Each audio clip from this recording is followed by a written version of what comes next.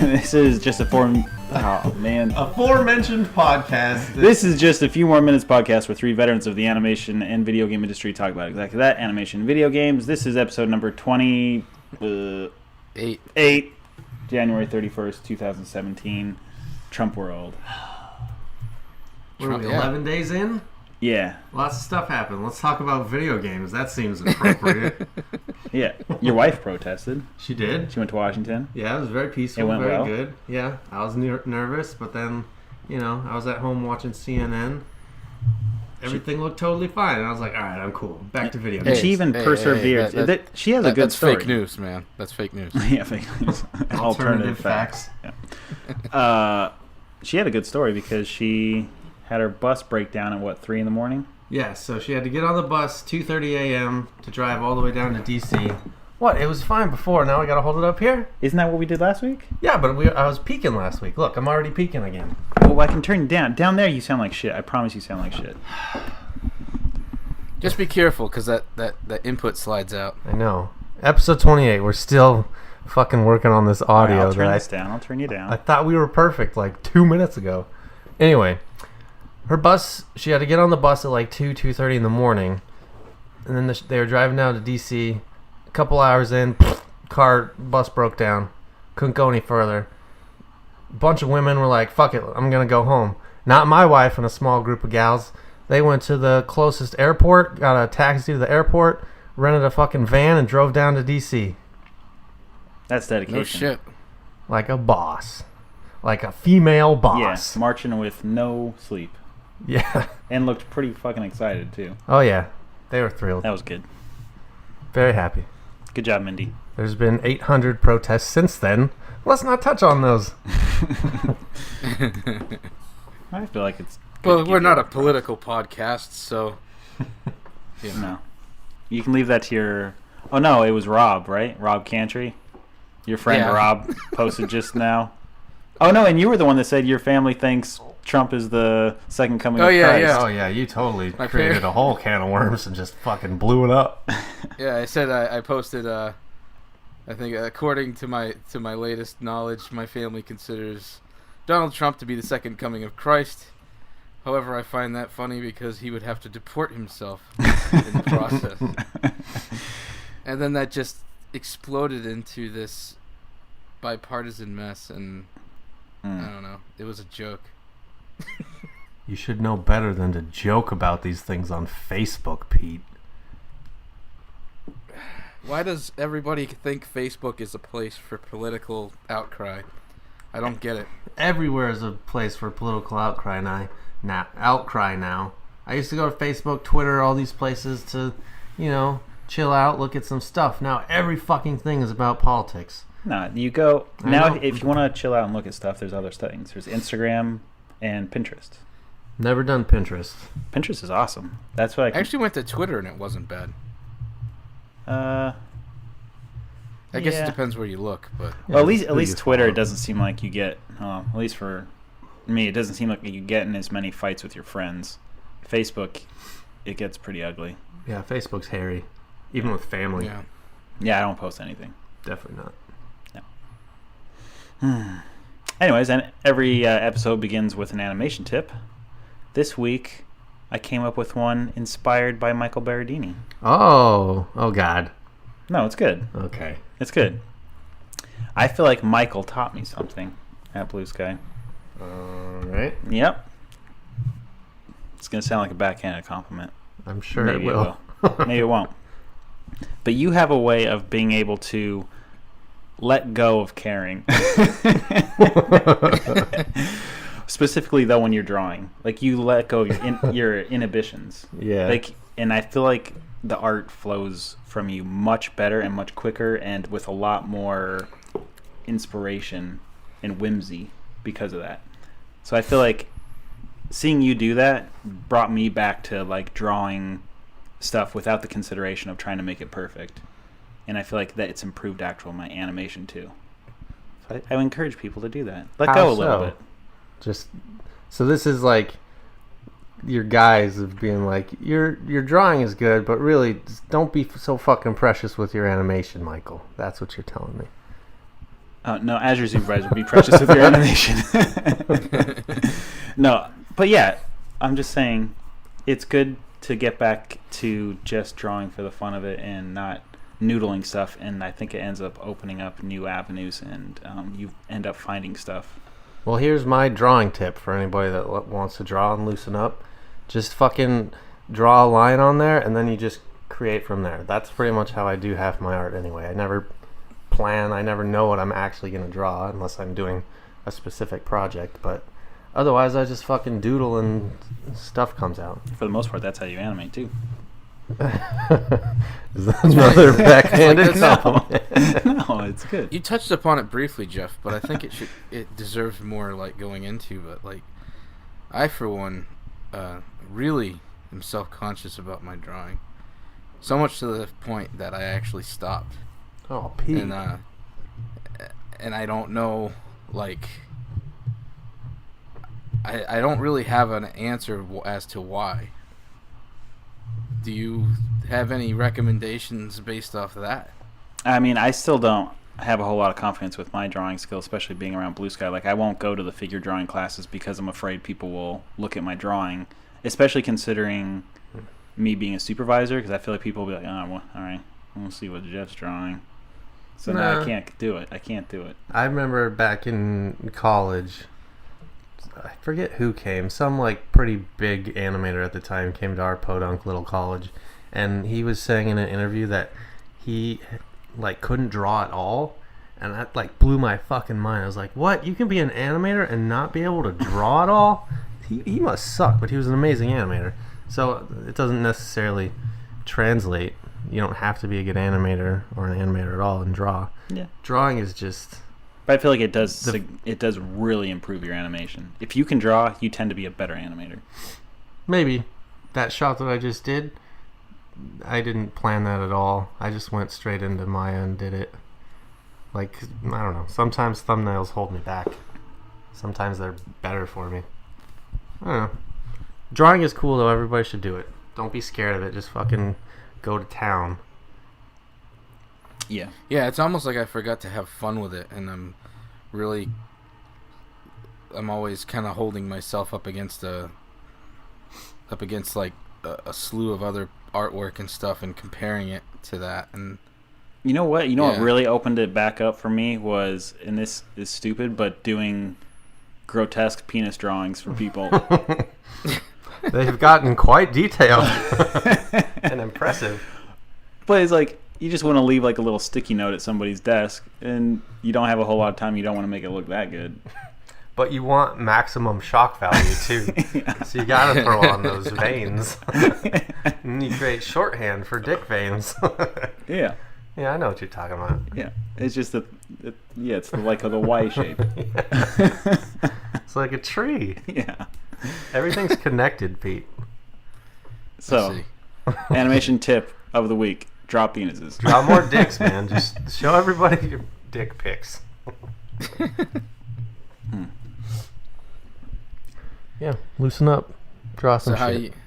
How you guys been? Pretty good. My wife is out of town right now.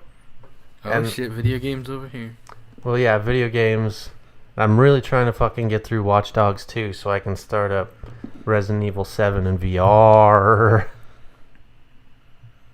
Speaking of which, what are we going to choose for February? I think that we are. I think we should go with that. Really? Resident Evil 7? Yeah. But you're such a bitch. I am. Alright, I'm excited about this. Oh, man. I feel like this is pretty good. So far, our first two games for the game of the month are just games I already played and I'm gonna play. I don't have to do anything that's... I imagine that's going to be the going trend, because you play everything. We're not going to pick a game you don't play. Well, we were considering doing some retro shit, which I would be all for. We should do some retro shit from time to time. It would be fun. But all right, we'll talk about it. Anyway, so this month we had The Last Guardian. So this is the episode we're gonna talk about our feelings, and as it pertains to The Last Guardian. But first, we have the news.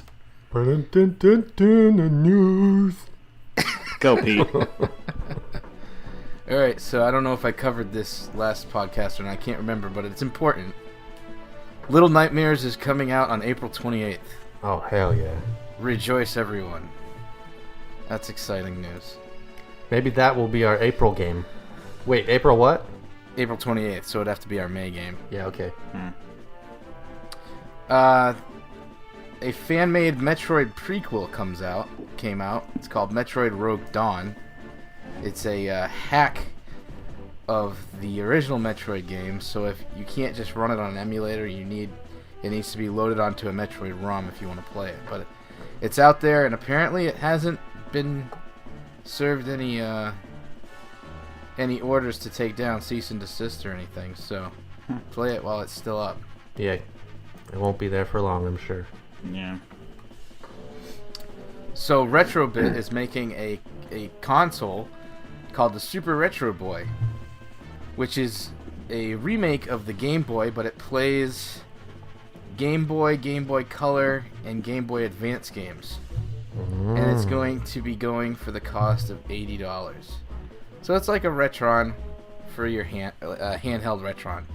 That's pretty cool. For handheld games, yeah. It looks pretty cool. I don't know. I'm not on board. No. I'm definitely not going to get one, but more power to you if you want it. There's been some leaks of games that are coming out for the Switch. Someone put up a picture of the UI, and on it was Cave Story. If you haven't played Cave Story, guys, you have to play it. It's so good. Do you know what that is? Cave Story? Yeah. Yeah, I'm a little more confused about what that... Oh, that's an ad. Yeah.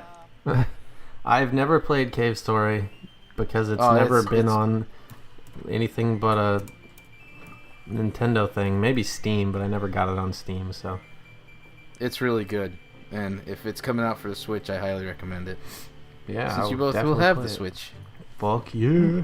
It looks fun. Very retro, huh? It's supposed to be, like, excellent. Hyperkin. Jeff, you'll like this. Oh no, what are they up to next? Hyperkin's going to be making a Master System and Game Gear converter for the Retron 5. Oh. So that is pretty fucking cool.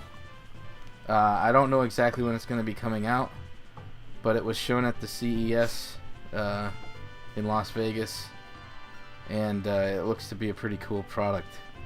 For those of you who don't know, the Retron 5 can play 5 systems in one. It can play the Genesis, NES, Famicom, Super Nintendo, Super Famicom, the Game Boy, Game Boy Color, Game Boy Advance, and but they lacked a Master System portal or a Master System port. So this will actually run through the Genesis port.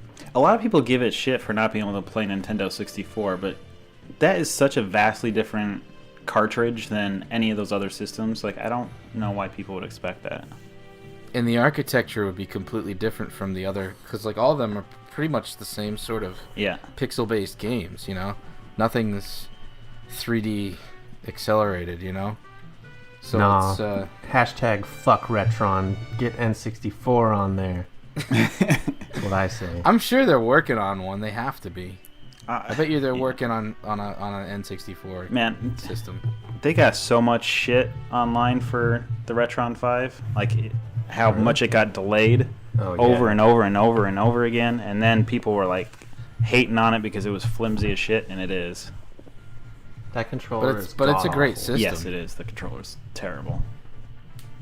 It's great that it's a great system though. I really love it. Yeah. Yeah. So I also have one. I never use put it. the time into it. You're too into playing new games. You're not going to go take any time to go backwards. No, only a few. So I posted a picture. Where? From Mike Matei on Twitter with the comparison of different map sizes from Zelda games and Skyrim. Apparently, if this map is accurate, the world of Skyrim can fit inside of the Breath of the Wild 6.5 times. No. Suck it, Skyrim. Is that true? That can't be true. That's according to this map. I don't know if it's true or not. That's the rumor floating Are around. you loading it up? But if that's true, I don't know how the hell I'm ever gonna get through it because that would be huge.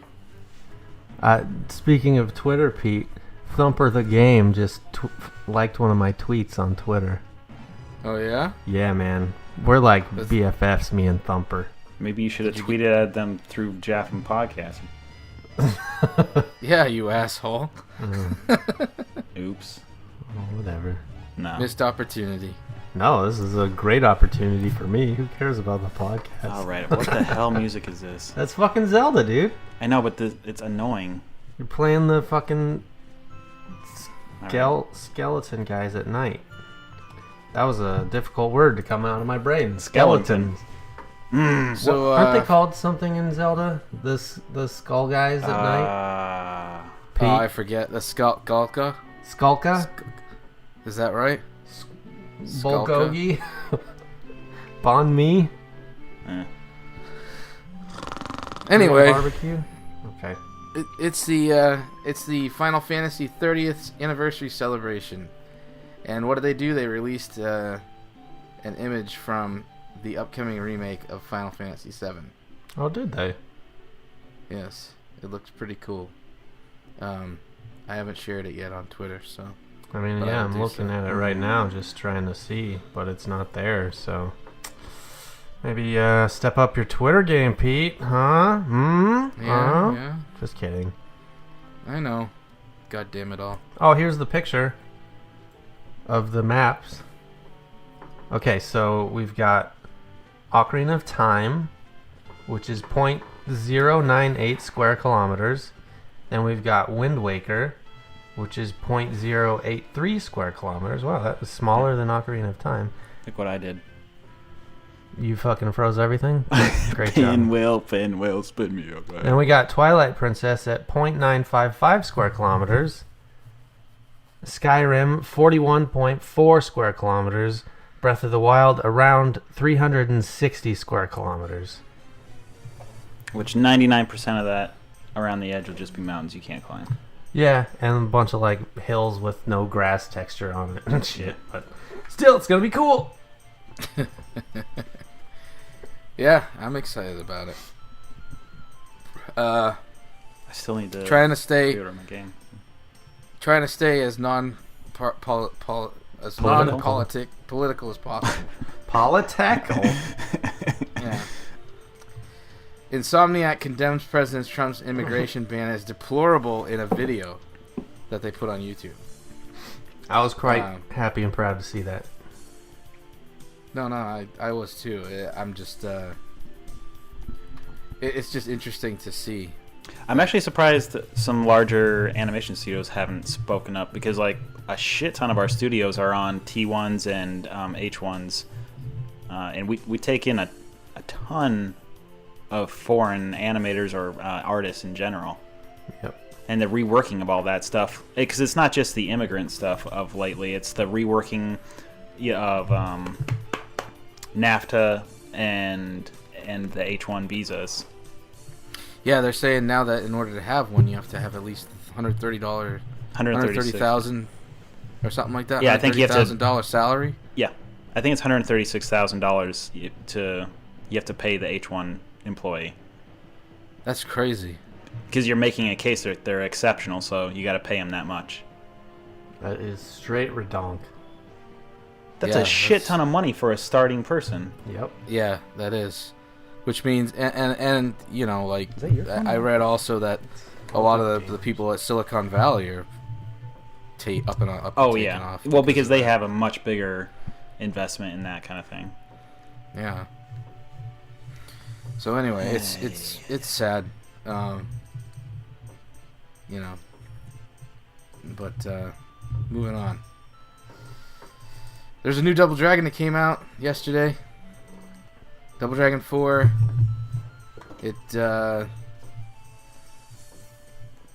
designer Koji Ogata was from the original arcade release.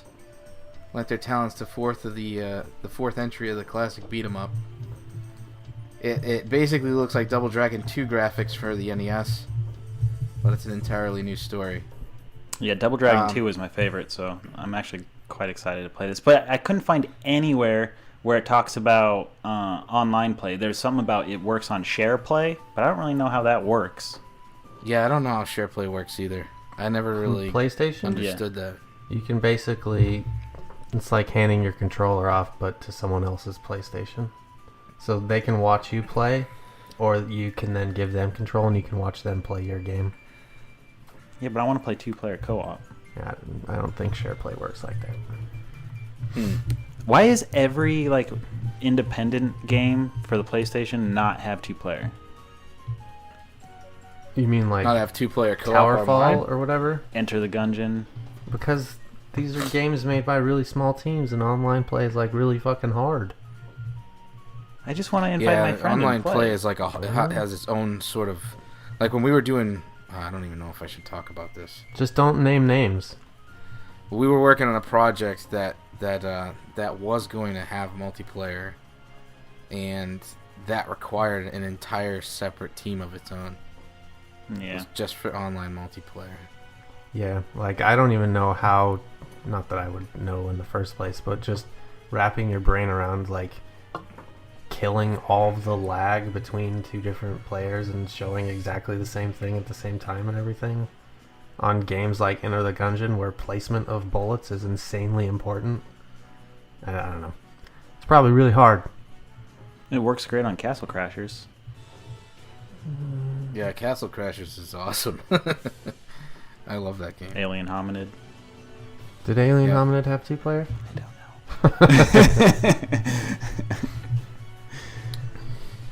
know. Undungeon, pixel art action RPG with roguelike elements is coming to, I don't know what platform, I didn't read that far, but it's out on Kickstarter right now. They got 12 days to go and they passed their initial goal of $53,000. If you haven't checked it out, it's on our Twitter feed. It looks really cool.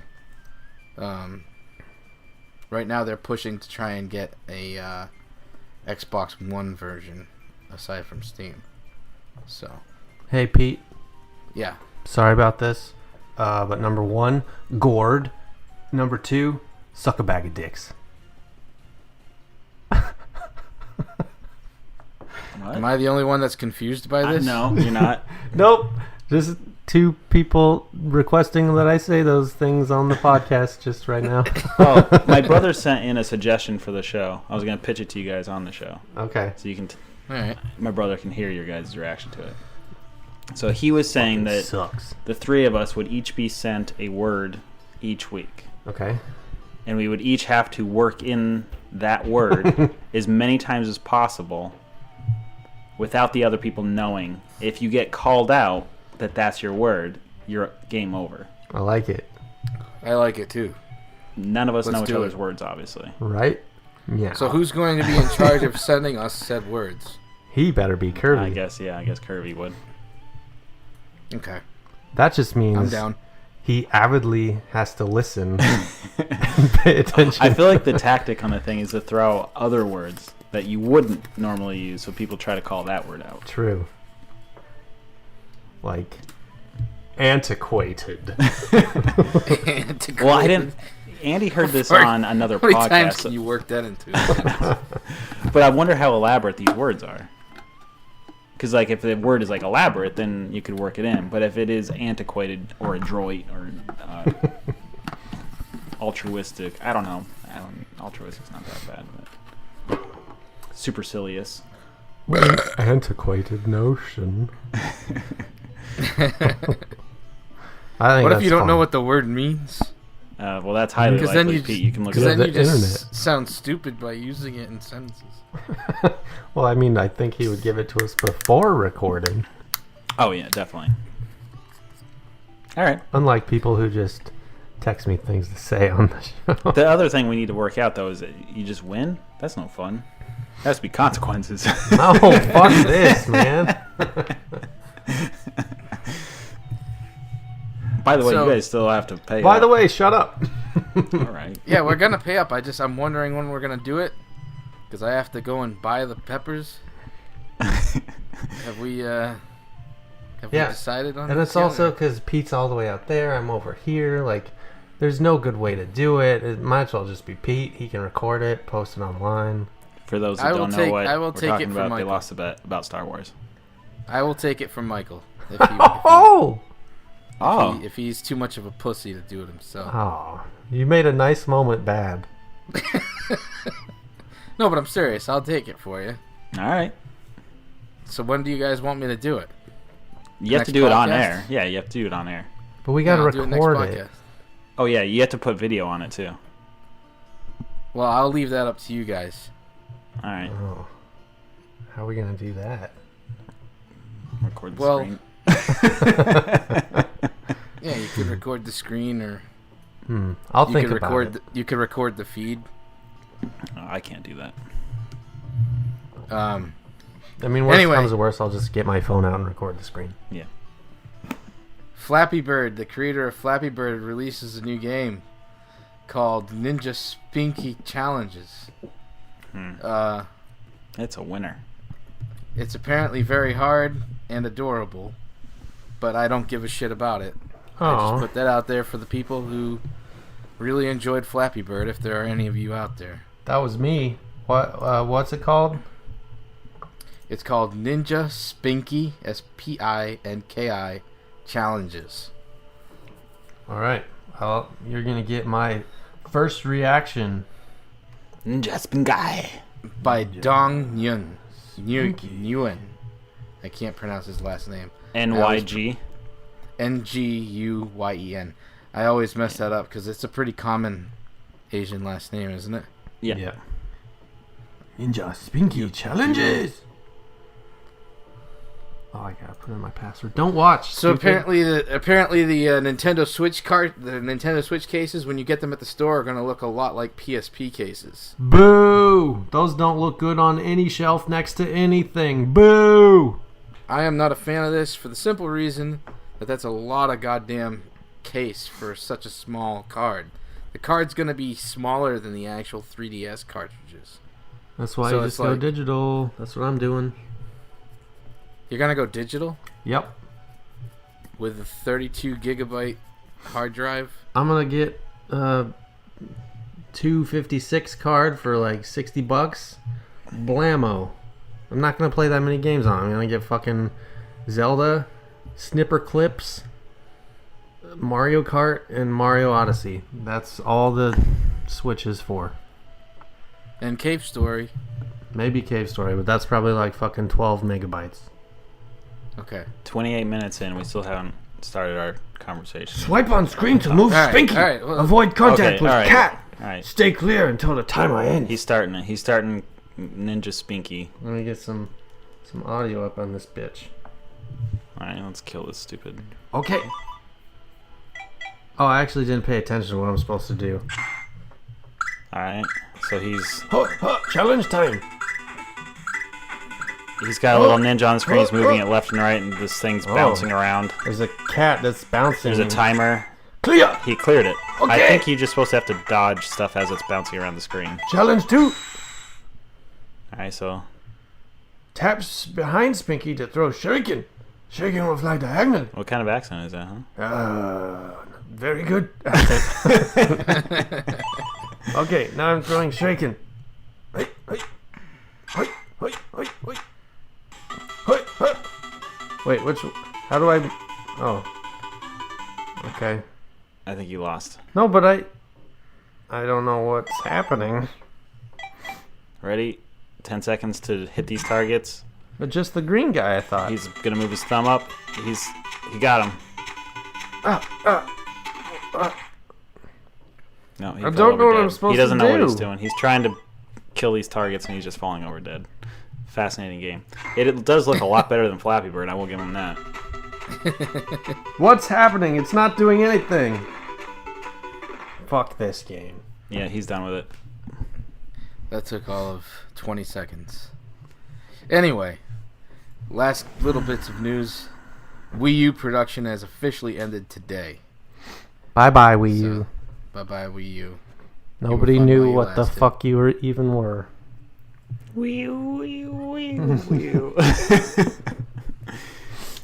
And do you guys want to talk Oscar nominations? Yeah, let's stick to the animation part. Okay, so Oscar noms came out. Best Animated Feature Film: Kubo and the Two Strings, Moana, My Life as a Zucchini, The Red Turtle, and Zootopia. What are you guys' thoughts on this? The Oscars don't know what the fuck they're talking about. Red Turtle should win. Zootopia will win. That's my opinion. You think that's going to happen? Absolutely. And Little Prince got the shaft again. Yep. Yeah. So did Ice Age 5, but let's not get into that. Yeah. Best Animated Short Film: Blind Vaisha, Borrowed Time, which is Andrew Coates' film. Former Blue Sky animator, went on to be a Pixar animator, and now he's, super Short sexy man. guy. Not short physically, but nominated short guy. He deserves a lot of credit for like working years and years and years and putting a shit ton of time into this, and probably sacrificing a shit ton of relationship related experiences. Mm-hmm. Yeah. All in spare time. No, spare time work All is in like borrowed it's time. like pulling teeth. So that's huge. Yeah, he came to the Andrew studio Coates. and talked about it actually a couple months ago. It's pretty cool. Oh, really? Yeah. Did very he show the film? Yeah. Yep. And yeah, he had his producer and his co-director, and they talked about the film, and pretty inspiring because they basically just used Pixar's facility and rendering and like tools, but they didn't have any help from Pixar other than people volunteering. And from the sounds of it, they ended up having to learn the entire pipeline to try to get this thing even made over years and years. So it's basically just they willed it to happen. Wow. I bet you Pixar wants a piece of it now, figuring they haven't gotten anything. Oh no, wait a minute. They got Piper. That's the thing. So What I want to know Piper. what does Disney Pixar do if Borrowed Time beats Piper? Wait, well, let's go through the rest of the nominations. Well, there's Pear Cider and Cigarettes. There's Pat Osborne's Pearl. Congratulations, Pat. I do like that a lot. And it's VR. Yep. And First it's VR, VR, the very first VR nominated ever. thing ever. Yeah, nominated for an Academy Award. So we'll see how this goes. It's going to be an interesting year to see Disney competing against itself between Zootopia and Moana. It's pretty interesting. Well, and then the fact that they're competing against themselves in terms of Andrew Coates, his short being done at Pixar but not being related to Pixar, owned by Pixar, and then Patrick Osborne Pearl being straight off of Feast, left and went to Google to make Pearl. Yeah. And yeah, so Disney's all over these Oscars. But any predictions, gentlemen? Yeah, absolutely. You're Mike's right. Zootopia, or if Zootopia doesn't get it, Moana will. And just the fact that I think the Golden Globes went to Zootopia, so I'm sure it will go Zootopia, because all the Academy members just go, what did I hear about? Yeah. They don't watch the stuff and make a judgment. If they did, they would have nominated Little Prince. And and the short will go to Piper, because that's the only thing they've seen. I hope Pearl wins. I really dug that short. Yeah, it was very good. I liked it much better not in VR. I liked it a lot, did I too. even see it in VR? No, I've just formed my own opinion without seeing it. I have not seen it in VR, but I've watched the 360-degree video version on YouTube. Yep, that's how I saw it, too. Yep. And I mean, it worked even as that, which is not really what it was intended to be. I will say, P. Osborne, if you're listening, put that son bitch on the PlayStation VR, please. Just do it. Just do it. Does Google have complications or anything with Sony? Rest your big, beautiful, piercing blue eyes, gaze them upon Sony, and they'll just open the doors for He's you, a handsome man. I can't can't get over those eyes. Yeah. God damn. Could go swimming in them all day. Yeah. Just bathe on that noses, dive into those eyes, swim around, lap up some of that brain power. I saw him when I visited LA last year. Yeah. Did you look into his eyes? Well, I've known him for a long time, so it's not I'm not as. I guess the honeymoon period's over, but Right, because you went to Ringling with him, right? I went to Ringling with him. But it was really cool to see him and talk to him for the brief time I had with him. But yeah. Another tip of animation: don't fuck around in college. Yeah, make friends. Don't fuck make around friends. in college. Don't fuck around in college for sure. That's all I have for the news. Great. Well, Moving on to the highlight of the show. This year we've started a new thing. It's a video game of the month. At the beginning of the month, we announced we were going to be playing The Last Guardian, and so now is our opportunity to talk about it. The three of us have played it. The three of us have completed it. what? That's right. All three of us have completed the game. Wow. This Delicious. is a first. Yeah. I don't think any of us have finished a game at the same time as each other. Well, you finished it in December, but Well, yeah, true. So all right.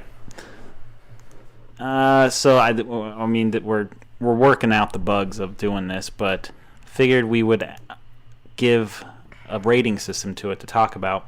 And since I have an affinity for GamePro magazine growing up, I had every single issue up until 1999 or something like that.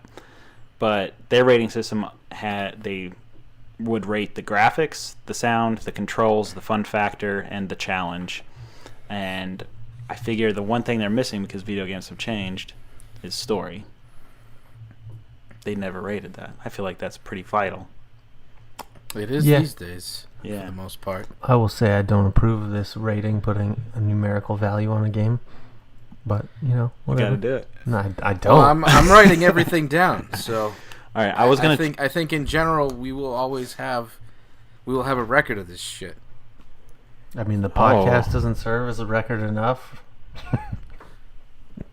It's easier if we write the shit down. All right. Jesus You Christ. got an Excel spreadsheet? No, I'm saying I don't have to go through and listen through hours of footage. Or, Oh yeah, you should write down the time code so we can Twitter this out. 35-minute mark. We start talking about Last Guardian. Nope, 50-minute mark. No, this is how long we've been talking. This is how long we've been recording. 37.52. Oh, well, that's right now. Go back a few minutes, dummy. All right, Last All right, Guardian. I'll put a 35 minute. All right, so it's a rating system 1 through 5. You can do Stupid. 0.5s. 5, 5, 5, 5, 5. Oh, Jesus. We wanna start with Where this is graphics? gonna go.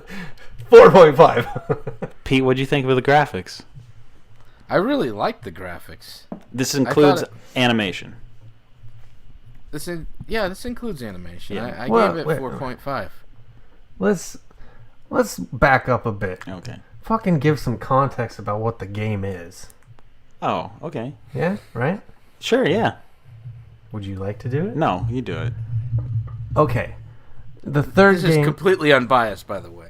It's the third game in a thematic series by Fumito Ueda, who made Ico and Shadow of the Colossus. It was delayed for 7 years. It was supposed to come out for the PS3 launch title. Finally came out for the PS4 last December. It is about a young boy who wakes up in a cave next to a giant creature that looks like a catbird. And Or from dog there bird, on, however you look at it. yeah, however you look at it, a giant creature. A griffin with a dog head. No, catbird. Catbird. That's a better description. Catbird. Dun, dun, dun. It's All right. catbird. I should say that Kotaku said it was a dog bird, but Well, fine. Anyway, it's about you two. The boy, you play as the boy. You team up with the creature, and you basically try to escape this crazy castle place that's stuck inside a giant crater. So that's all I'm gonna give you. should we say beforehand we're gonna maybe get into spoilers, or are we gonna try to keep it spoiler free? No, I feel like I think we should definitely say that there's spoilers. Okay. Yeah, especially when we get into story and all that, it's gonna be. I agree. Especially when we start talking about the overall score. Yeah. Well, that's in other podcasts I listen to. They start spoiler free, and then there's a specific section to say, now we're getting into spoilers. Yes, I agree. Let's do that. Okay. All right, graphics. You want me to start? I want you to give me the fucking number, Pete. I loved the graphics. I thought that's not a fucking number. No, you're changing a conversation into a numerical value. I want to know his opinion, not his fucking number, Jeff. Yeah, but I want his number, and then he can validate it. My number is 4.5 for graphics. Oh, that's pretty high. I really like the graphics. I like the style of it. I like the style of the difference between the human characters and the actual creature itself. So it really separated the two. The graphical style did. The environments were fucking crazy good. Yeah, that's my. Yeah, I ended up rating it a 4. Just pretty high. It's good, yeah. Yeah. I'm happy for you. Don't get defensive. Just explain it. I am. I got the main reason why I got rated high was because the animation is phenomenal, especially on Trico. Okay, so animation gets rolled into graphics? Yeah. Well, where else are you going to put it? I don't know. Yeah. So, yeah, the animation is superb. I don't even know how he did it. Like, a lot of the stuff you're, interacting with Trico, and based on what you do, his animation updates in a manner that's completely natural. It's amazing. It is pretty amazing, because it makes you feel like he's real. Yes. It's pretty cool. That part's cool. But the reason why it doesn't get a 5 or even a 4.5 for me is because the materials and the atmosphere is definitely PlayStation 3 quality. It did not get updated to modern graphics. No. So it's perfectly valid to dock it for that. That 7-year delay, who knows what the fuck happened and why it delayed. But I'm still giving it 5 out of 5 on graphics. One thing else I missed. Okay. In graphics, the camera.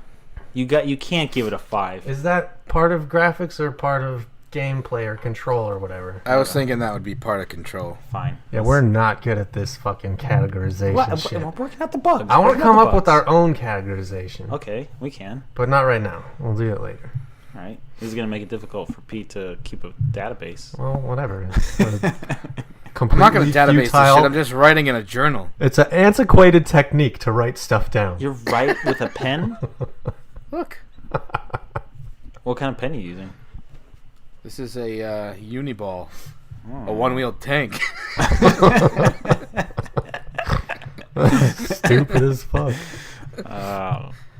Go ahead, Mikey. All right, so Last Guardian, 5 out of 5 for graphics for me, because, and this will be a thread that comes through all of my scores, you'll find, is I'm not docking it for looking bad compared to games how they look now. I consider it more of playing a PS3 game that just happened to come out on PlayStation 4. So, for a PS3 game, it looks fucking great. It's exactly what I wanted. It looks like an updated version of Eco, and the color palettes are exactly the way I remembered. The greens on the trees are slightly neon, slightly overblown because of the lighting. You lose a little bit of the detail because everything's overblown, and there's always that nice bloom when you're outside and stuff. They have all the crazy cool feathers on Trico that generally aren't perfect, but it's still really cool that he's completely feathered and it's all real time and you can climb all over him and stuff. And if we're talking about animation, and I sort of feel like animation ties into control. Let's talk about control next, because I feel like to the hindrance of control, the animation looks fucking amazing and super naturalistic. And if you want to have a kid that is sort of awkward, that stumbles around and stuff, you can't always control him 1-to-1 perfectly. Well, that's fucking for sure. All right. I think I gave it a... Let's see. I think I gave the controls, 1.5. It was awful. It was the one thing that hurt the game more than anything else. Especially if you roll in the camera, frames per second would drop. I would constantly fall off a cliff or something would happen because the controls are messed up. The camera constantly gets lost in walls and in Trico. I don't know what's going on, and you're just frustrated, like holding up, hoping eventually the camera spins in the right direction. I totally agree. And, like, it's a weird conundrum because they chose to make a game that, for the majority of it, is a giant creature in fucking tiny cavernous rooms. Right. And it's like, why did you do that? Because you're never going to find a camera that works like that. But, I don't know. Despite the camera, most of the time it works. Unless you're doing weird shit. I feel like because of the 7 years, this is not true, but I feel like you can feel the influence of Uncharted, and it's not done as well. Maybe.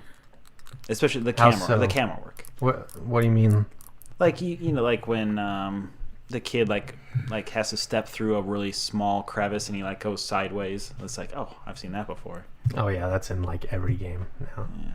It's in Tomb Raider and all that stuff. But I feel like that started with Uncharted. Maybe. I don't know. Anyways, I don't know the lineage of the fact that the camera like gets very specific, so you get right into that view. Like, Yeah. I wish they would have done that in more situations, like done pre-planned cameras. Well, here's a thing. In Eco, the majority of that game was locked cameras. And with locked cameras comes that stupid issue where like you run from one screen, you're running left, and then you pop to the next screen, you're running right, and then you have to like readjust the thumbstick. Yeah. And there's always that like awkward turnaround. Yeah. And that's annoying. Having gone back and played Eco, which if you don't have an affinity for it originally, you'd probably be incredibly frustrated by the controls. I feel like a free camera, even if it fucks up, 15-20% of the time, is better than locked cameras. Can I go now since Jeff Tim completely skipped me? No, I just jumped ahead of you. Also, I didn't give a number. I'm going to give it a 3, Pete. Alright, 3 for Mikey. I gave it a 2. There were far too many times where I would jump on Chirico's back and I'd be stuck in his fucking armpit trying to get onto his back. Where there were far too many times where I would finally get on Chirico and the stupid son of a bitch would jump down back to the screen I was previously at and sit there. I found myself screaming at the TV, "You stupid fuck!" Yeah, I screamed so at the many TV a times. handful of times. You guys were Because- just not nice to Trico then. No, but it ruined that bond I could have had with Trico. Where it could have been nice where I was, if he would have not gone back to the scenes before and make me sit there and like he wasted my fucking time. See, I don't genuinely mind- think I don't mind the idea that he didn't answer to my calls all the time. I get that. It's not natural. I totally understand. But there are times where he blatantly did his own thing and it just fucking pissed me off because it wasted my time. says the guy that wants to call it dog bird and not cat bird. I think that's a very important distinction, even if it's stupid. But my cat will never fucking do what I want him to do. Dogs do what you ask them to do like 9 out of 10 times because they're fucking dumb. Huh? Yes, Huh? but when it comes Obedient. to gameplay, that's a huge hindrance. I don't mind if it's intentional to an extent, but when he starts going backwards in the game, that's a fucking problem. Well, I had a real problem, especially during the part where he had to swim down into the caverns. I had a yeah. real problem trying to get him down there. Yeah. It did ended I. up being to the point where I had to dive and he had to copy me and I had to grab him at last second and flail all around in his fucking grundle See, trying I to think get onto his back. a lot of that comes from the vagueness of the game and not like telling you what to do. Because eventually I found out if you do your normal pointing thing that you do just in the water with him, you have to wait till he's in the water and sort of in the right area. He'll do it. But I had the same issue as you.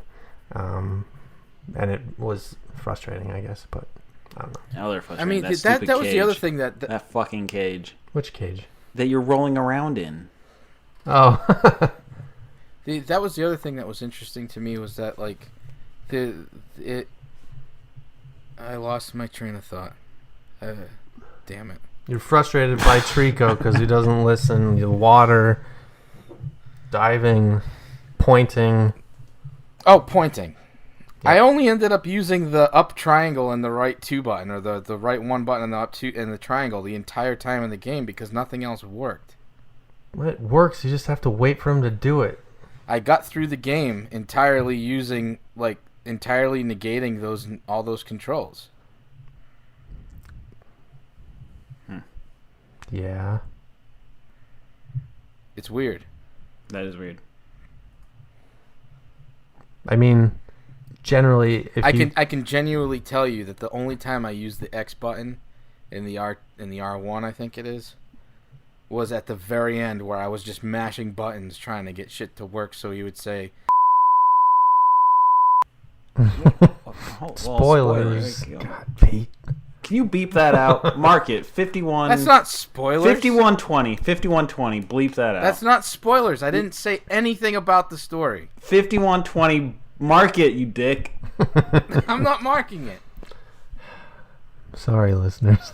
That's a spoiler. 2 out of the 3 vote spoiler. It's definitely more of a spoiler now because we're making a big deal out of it. You want me to delete it? I'll delete it. Fine. Don't delete it. Just beep it. Just bleep it. Or lower record the yourself. Record yourself right now. Say boop and just put that over it. Pete made it funny. Anyway, I shouldn't be angry about this shit. I shouldn't be. There's much more things to be angry about in this world. Yeah, lots more. What are we talking about? Controls? Well, we were. Let's Sound, maybe? Yeah, let's go sound. Hold up. Back to controls. Let's talk about the camera more and how it really, really sucked early on until you found the right sensitivity. And then the camera felt good, but then the motion blur was like awful. Mm-hmm. I never tweaked the settings. I just went with it. Oh, really? Yeah, I just rolled with it. Mm. I didn't find it that egregious to the point to where I was like, it was unplayable. I hated it. I would miss stuff.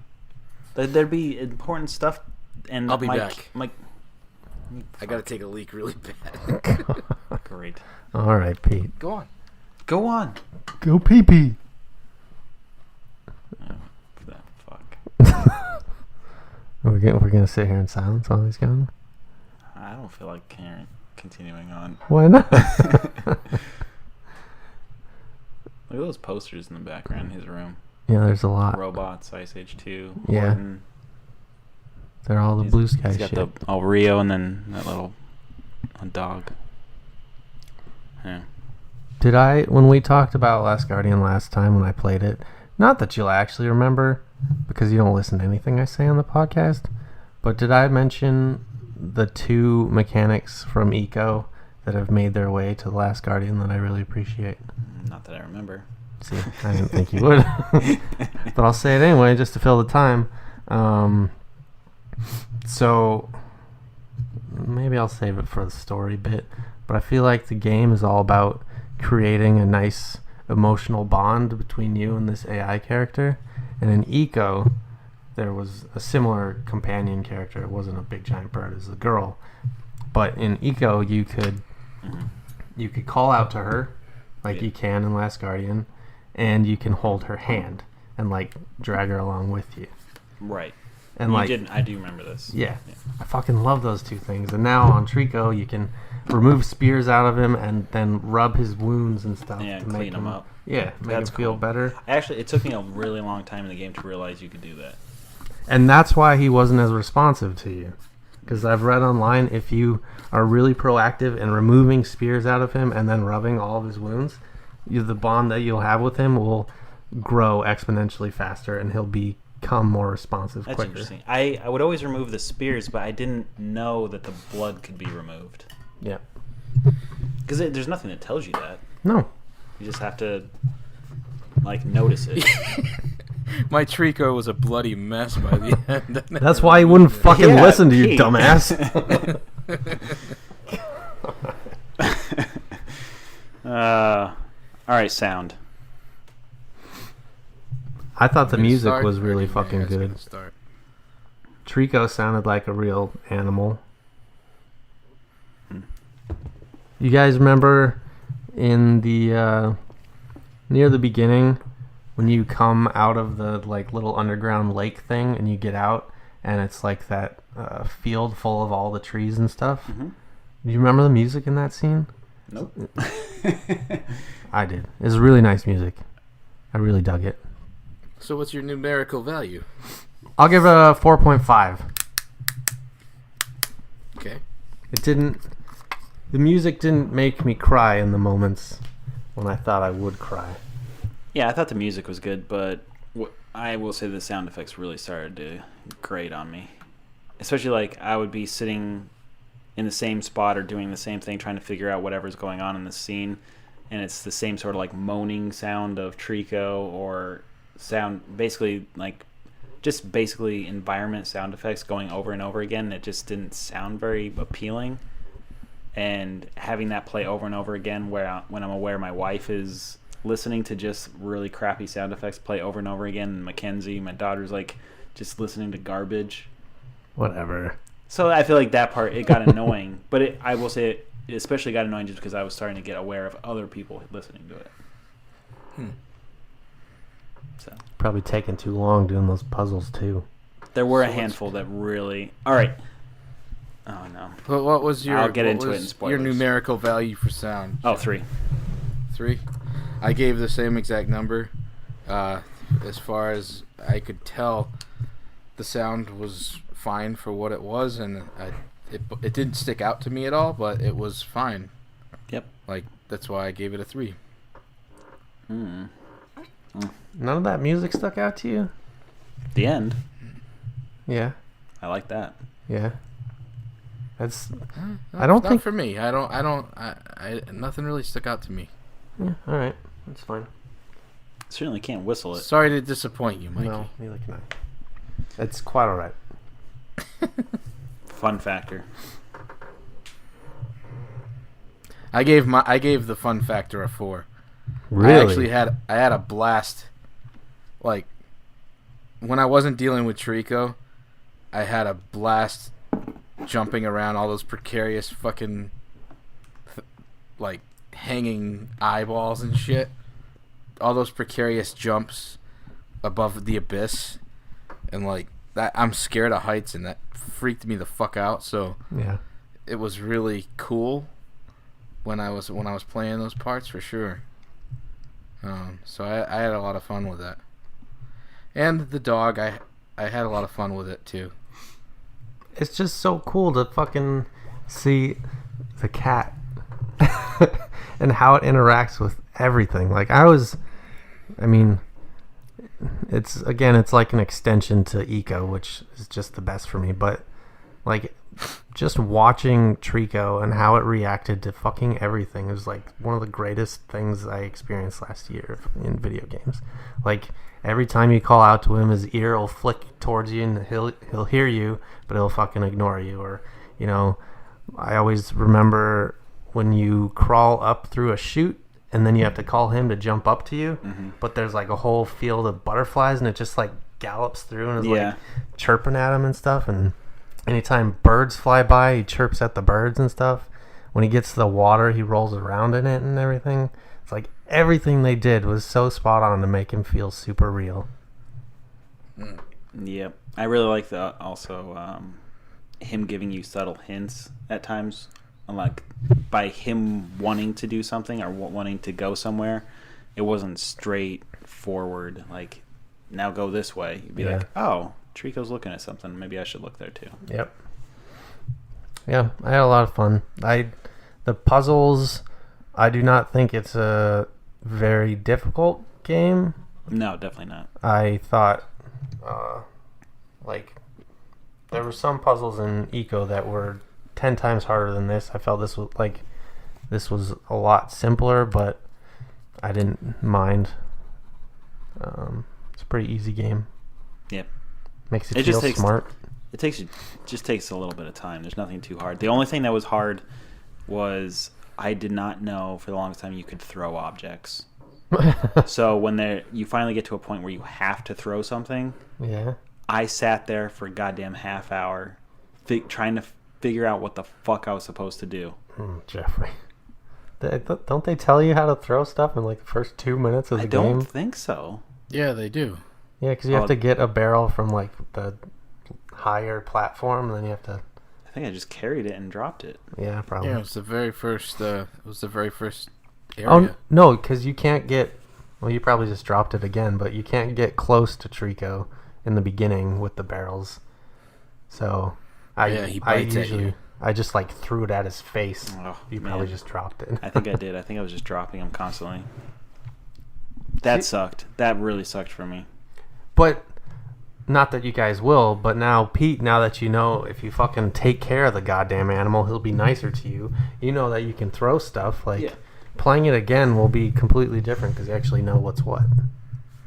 Yeah. So anybody that's listening to this and hasn't played it, you can throw hit the whatever the button it is that's the left diamond.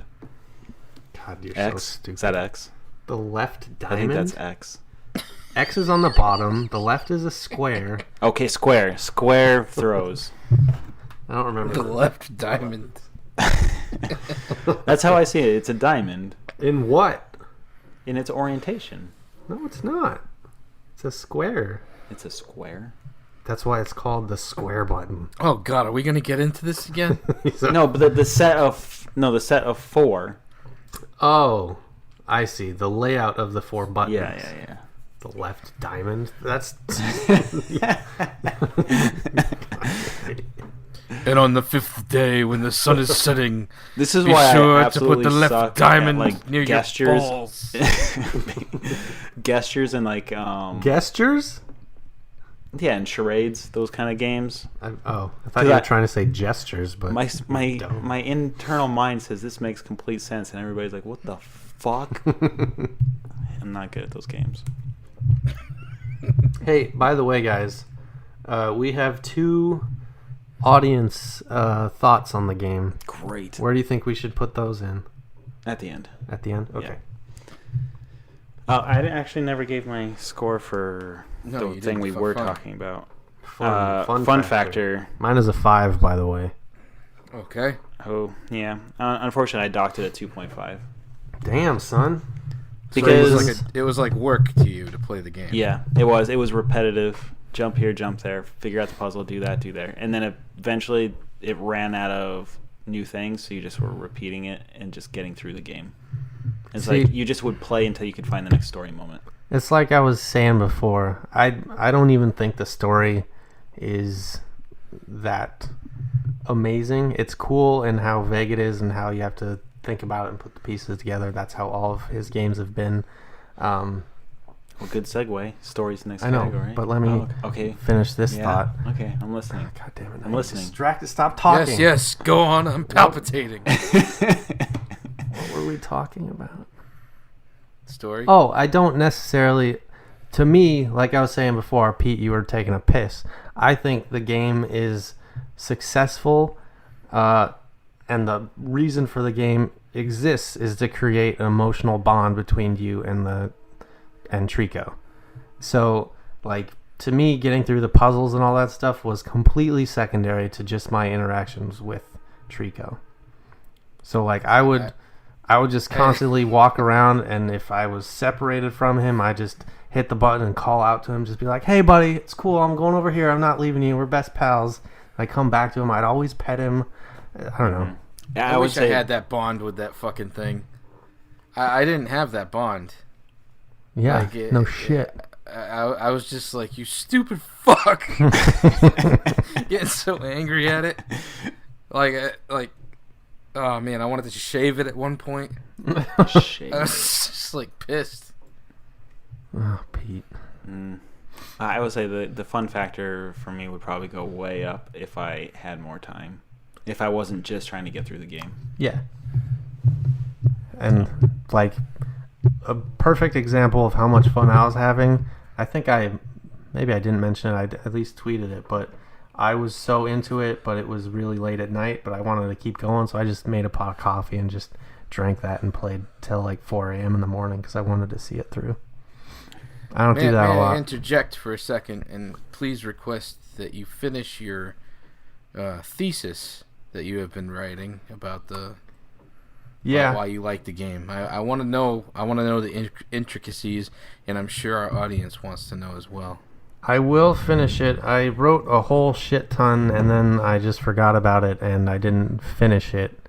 But like it talks about what I was talking about before about the main mechanics from Eco that I like a lot that have been transplanted to Last Guardian. But it also talks about like how Eco came out less than 2 weeks after 9/11, and that was the game that I was playing. So like there's a lot of personal, not really personal, that's just like interesting, but I don't know, there's a lot of context for why I like heightened that game. sense of emotion in that kind of time. And everybody can pretty much tell you where they were and what they were doing at that time in their life, right? You know. So yeah, it's a lot about my history with the games. Like I barely talk about The Last Guardian, so I'll finish it. We'll put it up on the website at some point maybe. But let's talk about the story. Jaggy, what'd you give it? We'll go straight to the number. Out of 5, I gave it a 4.5. All right. Why? Well, the first. I mean, this is not going into spoilers section, so I think they did by the end.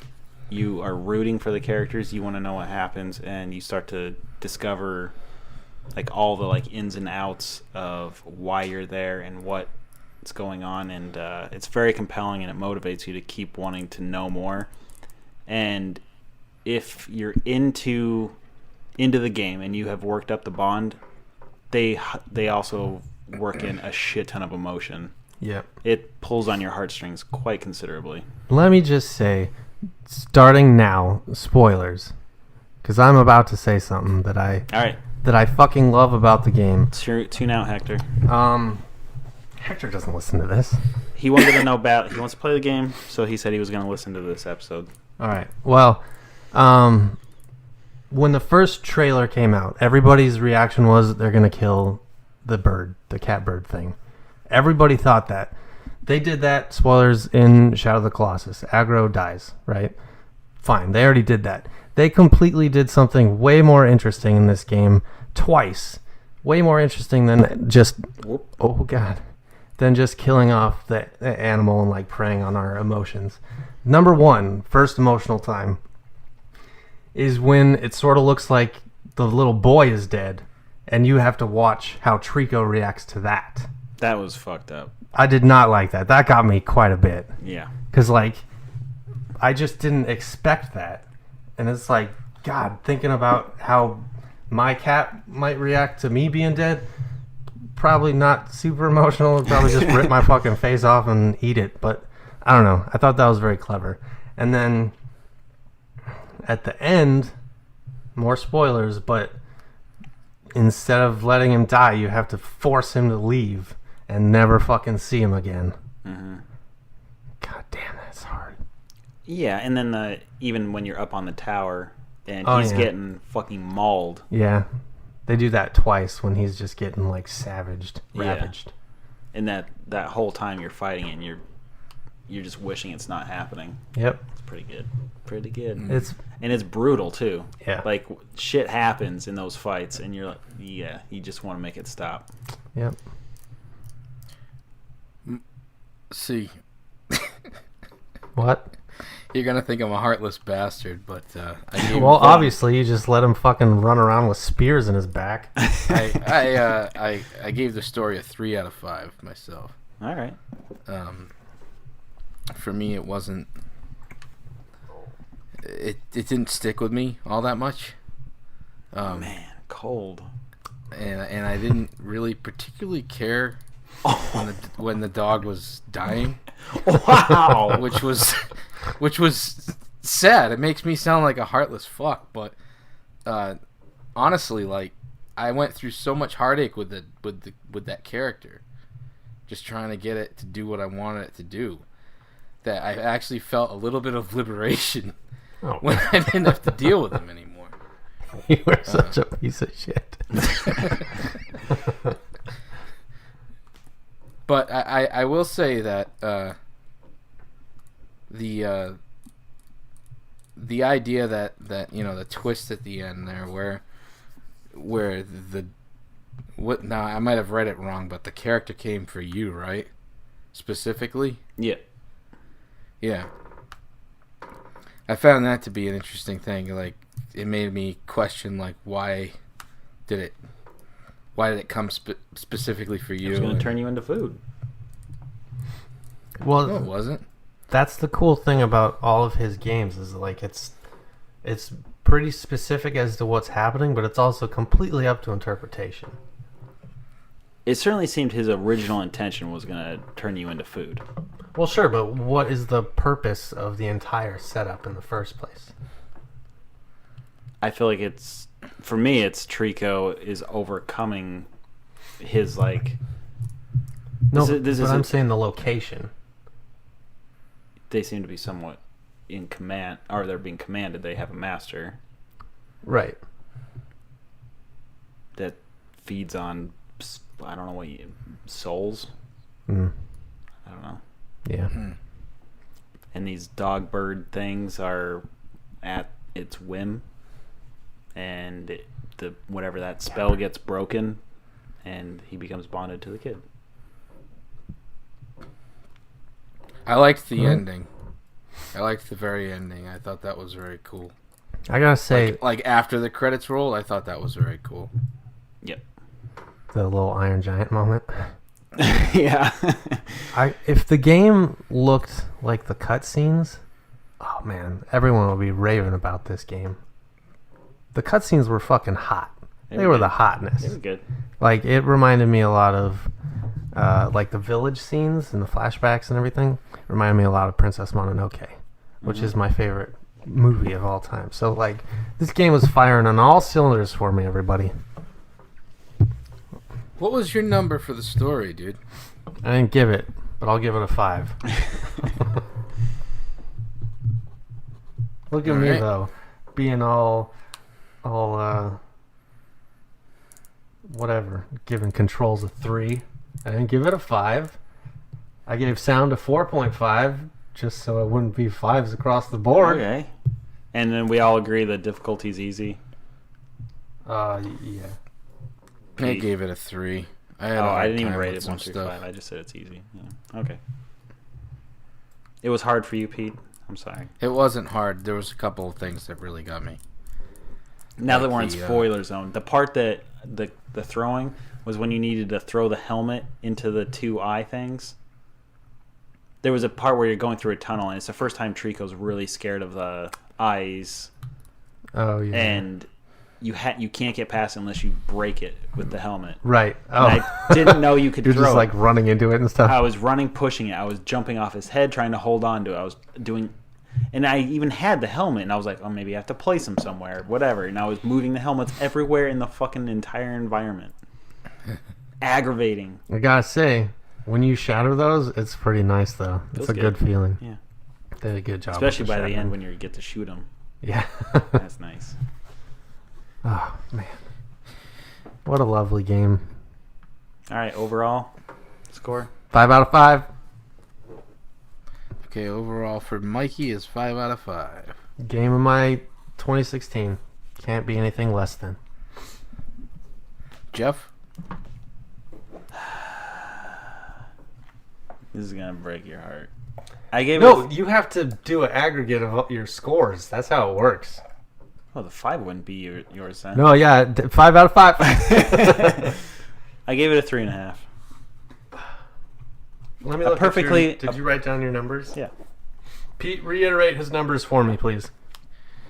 So he is at 4, 3, graphics 4, sound 3, control 1.5, fun 2.5, story 4.5, challenge easy, which I'm assuming would be a 2. Yeah, let's just screw challenge. Because I wouldn't say a hard game isn't a good game. Yeah, and an easy game is. So challenge is stupid. We're ditching challenge? Absolutely. in terms of the money, Okay. or the number value. Money. Why did I say money? Okay, so ditch the challenge. How do you figure out an average? All right, add them up: 6, 7, 8, And then divide 9, by 10, the 11, amount, right? 15 and a half. Divided by 1, 2, 3, 4, 5. 15 and a half divided by 5. 3.1. See, I gave it I So bumped it up a little bit. You rounded up. 3.5. There you go. So there you go. All right. 3.5. It's if 3 is an adequate game, 3.5 is like, yeah, it's a good game. You should play it. But it ain't gonna knock your socks off. I gave it a 3.5 as well, if that means anything to you, Jeff. See, But feels good. like, it wasn't a game that like You're not gonna say blew my fucking mind, but it was a game that I will remember playing. You know what I mean? It's not like I'm gonna forget it. That's There's true. very few games where as soon as I beat it, I start playing again another time through. This is one of them. I will never play this again. Yeah, it's fun. But it I is a good probably game. will not either. It's only because it's time consuming. That's it. I would like to hang around and play the game. I actually would look forward to a sequel. I Yeah. don't know what they would do with it. I don't think they would ever touch it. I don't know if that's going to happen because Yeah. of the whole Sony thing. They were a Sony team. Something happened. Fumito Ueda is only worked on it as a contractor for a while. Then he went off and created his own studio to finish off the game. So I don't know if they would even let him. But I wouldn't want a direct sequel anyway because he always does new ideas that are similarly themed and look great. Let me dive into our audience Yeah, let's do it. thoughts. And that'll touch on some stuff that we didn't. First up, Trevor Young was on this podcast on some episode. Yeah, He he broke- filled in for you for an entire episode. He did. He broke his up into two categories, the awesome and the dumb. Starting with the awesome, I'll read it verbatim. AI that doesn't always listen. This is the awesome category. There was this cool-ass study about human-robot interaction where people were asked to play a robot hand at rock, paper, scissors. They found that people were way more likely to interact with that robot as if it were another person when it would lose, then change its answer to the winning one. That shit's cool. Last Guardian did that. I've seen AI in games not do what you tell them to because they're broken and poorly designed, but I've never seen AI choose to ignore you, and I hope we get to see more of it. Agreed. Yep. Good Good point. It's pretty interesting stuff, like when Neil Druckmann, the creator of The Last of Us and Uncharted and everything, is tweeting out about how this game is attempting to solve issues no one else is even thinking about. Which I agree. The dumb. Those barrels, man. If you told me the game was working and ready to go for a decade, but they couldn't figure out the barrels, and then one day someone was like, just ship it with broken barrels, I would believe you. Broken barrels. Because, like, Trevor and the next guest, Chris Silva, both mentioned Donkey's video. Do you know Donkey on YouTube? No. Well, he does, like, silly, stupid videos on YouTube. But there's one video where he's attempting to throw a barrel. You know when you have to, like, go down into a ditch and then there's a barrel and you have to bring it up and, like, throw it Yeah. from side to side to side it's all the way up? difficult. Yeah. People seem to have issues with that. Barrel stuff is difficult for some. I never had any fucking issues with it. I think it took me, on my third attempt, I got it. Yeah, I mean, it's supposed to be a challenge, but not, like, broken. Yeah, you just get in its way and it stops. If it's rolling down, you just do what you would do in real life. Yeah, You would get in front of it and not try to chase it from behind. yeah. But lots of people were upset about those goddamn barrels. That part did not cause me. You know what part I was upset about? Hook us up with your frustrations, Pete. When the kid was stuck in the tree. That was Yeah. bullshit. Why? I was stuck there for like a half hour. Oh. You just Did, you just keep calling Trico and it's fine. I would, but he wouldn't come to me. You didn't clean because him he up. fucking hates you. He wanted you to just fucking drop. He just wanted me to hang there for all eternity, this son of a bitch. Man, Pete, I thought I knew you. I have a cat. I love my cat. You better. So, I mean, like, my hatred for this dog thing, I don't know. Our next guest, who has a plethora of thoughts, which are all valid, comes from our friend Chris Silva. He says, thoughts. Well, with all of its faults, and it has quite a few, I really enjoyed the hell out of this game. Not as memorable as a game like Inside, but man, did I fall in love with that cat-bird dog. The good. The relationship of the two was well developed. Certain areas of the game I was genuinely concerned almost to the point of tears. After the battle with the evil Trico, I thought they were going to kill him off and we'd get a replacement, but luckily we stay with our very own lovable Trico. I'm not as smart as you. Oh, thanks, Chris. So I felt the puzzles were challenging enough, more on the easy side, but I was okay with that since I didn't want to spend a half an hour figuring out what to do. And it was challenging enough trying to get him to follow your commands. Story was just enough, in my opinion. I didn't need to know any more than what they gave us. The bad. Controlling the boy was probably one of the most infuriating things about the game. Yeah. Besides the barrels, but I'll get to that in a bit. When we first spoke, I had bitched to you about the button layout, but I was used to it after a few playthroughs. I got a few comments about the button layouts being annoying. It didn't bother me. Me either. It didn't bother me. I guess what I was more frustrated about was the unresponsiveness controls. I don't know how many times I had to press X to get that little fucker off of Trico's back before he finally let go and started seizing on the ground like a dead fish. Also, how difficult is it to create a in-between animation from slow tiptoe to ultra sprint? Real question. We're looking at you, Pete.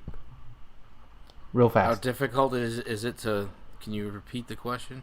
How difficult is it to create an in-between animation from a slow tiptoe to a ultra sprint? For example... It's not that difficult.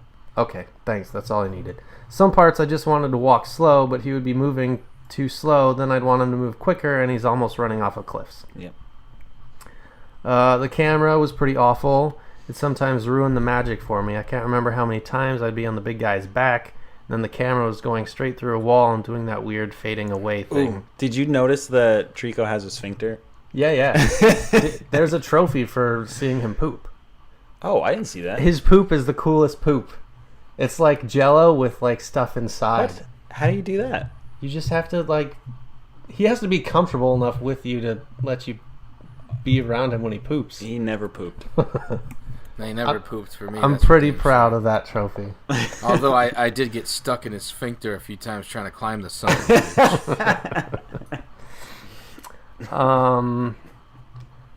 I understand big creature in small corridors is going to equal wonky camera, but it was more distracting than I'd like it to be. Finally, barrels. That's all I have to say. Some of those puzzles with barrels, fuck barrels. Then he links to that YouTube, the donkey video. Even though it was super adorable and rewarding feeding him. I agree. I felt so bad the first time I threw a barrel and it hit him in the face. And Yeah. he ran it. Oh. Yeah.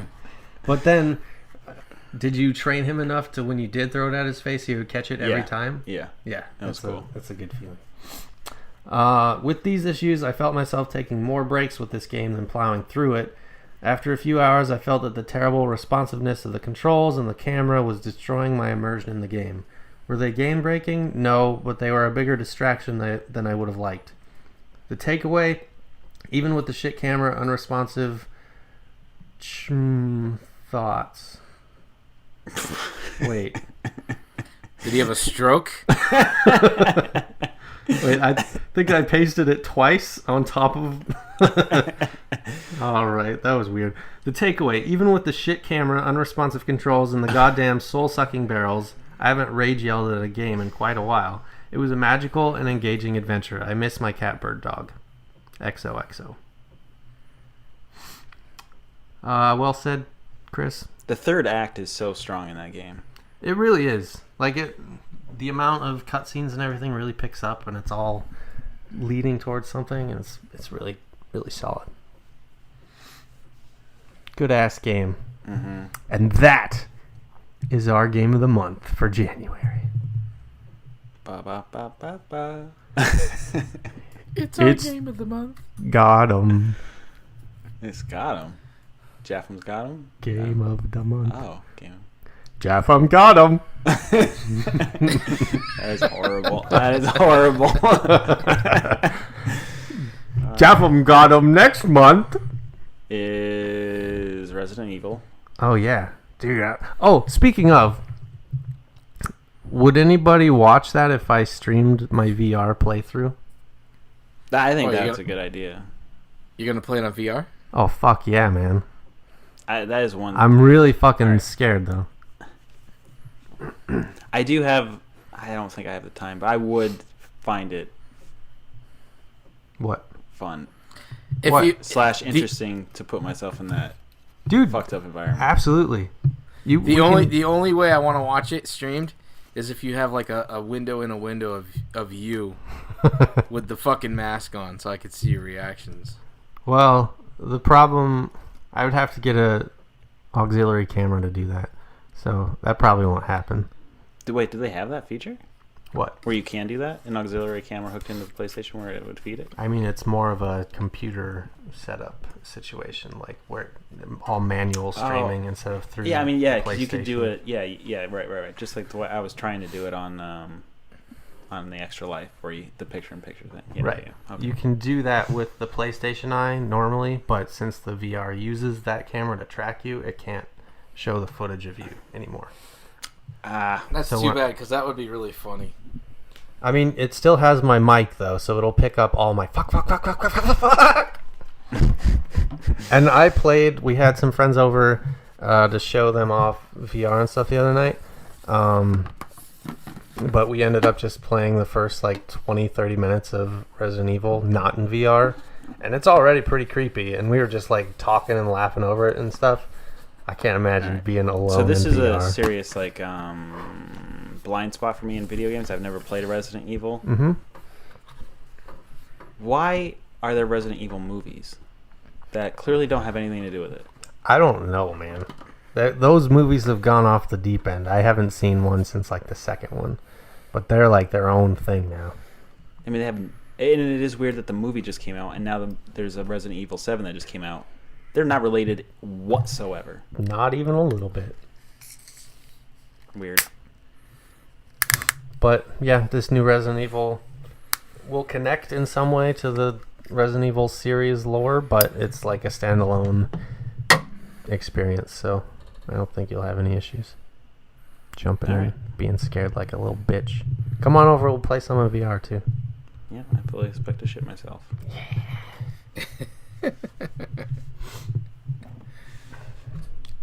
So do we have anything else to talk about, guys? No, that's it. I hope people join us. We'll mention it again in the other podcasts to get people to do it, but I really hope we get more participation in the game of the month. It's fun to talk about it with other people. Yeah. I don't know. Tweet us with games in the future you'd like to participate in. I mean, March has to be Zelda. Yeah. Although Yeah, it has to be. And we'll never get through the game, though, so it's going to be difficult. I will. But it's going to be difficult because the week before Zelda, Horizon Zero Dawn comes out. And then the end of March, Mass Effect Andromeda comes out. So it's like, There's no way solid. you can make Mass Effect a game of the month game, dude. No, I won't. That's just for me personally. Yeah, I won't be playing Horizon that. probably too, since it's going to be in the same month as Zelda. So they're all just fucking sweet games that I'm dying to play.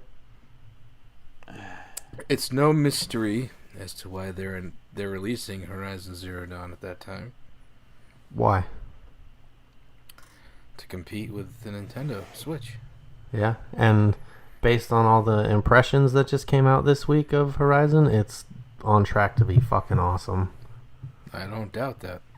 I mean, we could make March Horizon Zero Dawn while trying to play through all of Zelda to talk about it at the end of April. We'll discuss it. People who listen, talk to us, tweet at us. Please just tweet us. Follow us on YouTube. Do something. Let us know you're listening, somebody. Please. Somebody. Please, for the love of God, we're so lonely. Yeah, it's true. Isn't it fun thinking about we've been doing this for over a year now, and all we've done is spent money on it? Oh, I like the thing that I have close friends where I say, yeah, I got the podcast tonight, and they're like, you do a podcast? And it's been a year now. It's fun. Yeah, pretty much all my friends. I'm like, so yeah, we were talking about this on the podcast, and they're like, oh yeah, I remember that. It's like, you don't listen to it anymore, do you? I'm like, no, I haven't listened to it in like, 6 months, whatever. Yeah. It's fine. But I still enjoy doing the podcast with you guys. Good, Pete. It's an excuse to drink beer on a Tuesday night. Yeah, if nothing else. Exactly. All right. Well, this And has I'm been drinking beer. Okay. Anything else? He just longingly looks down at his beer. This is my 6th pint. Fuck. And it's showing, and everybody loves it, Pete. We love you. That's where you respond with, I love you too. Yeah, I love you guys too. Fucking A. Yeah. Well, this has been just a few more minutes podcast. 3 veterans of the animation industry, basically trying to briefly talk about animation, but mostly talking about video games because that's what we're actually interested in. Don't know why we're in the animation industry. I mean, I don't want to make video games. I just want to play them. I want to make them. That'd be cool. It'd be fun. I'd really like to make them. We should make one. I'd love to. I've thought about it. Like, there's like, all right, do you want to like work on do you want to like write a script and have your own movie? If I had to choose one of the two, I'd want to make my own video game. Really? Yes. Mm. What would be more satisfying, a movie everybody loves, or a game like Inside that everybody loves? I'd want a movie. I'd want a game, personally. Isn't that weird? I feel like I play so many games. I would want more games, but I think there is a factor that like if you do a really good movie, it's gonna live on forever.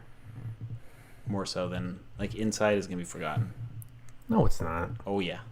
No. By the general public, Maybe. nobody will even walk down the street, name Inside. How many out of 1,000 people? How many will fucking know what Inside is? Okay, sure, but I'm not even striving to make a movie everybody loves. I just want to make a movie. The end. Nobody even has to see it. Well, you're at the perfect studio. Jesus. Luckily, this is the end of the podcast, so nobody, all the 4 listeners have tuned out anyway. I think for me personally, games have been ingrained so deeply in my upbringing that that's why I want to make a game.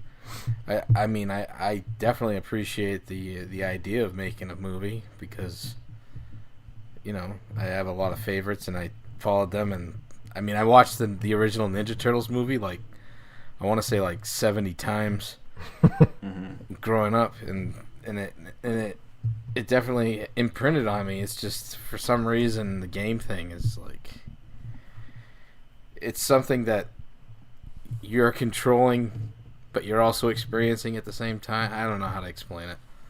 But Didn't Kojima recently say, Hideo Kojima, the Metal Gear Solid guy, say that the future of movies and video games are just going to combine anyway?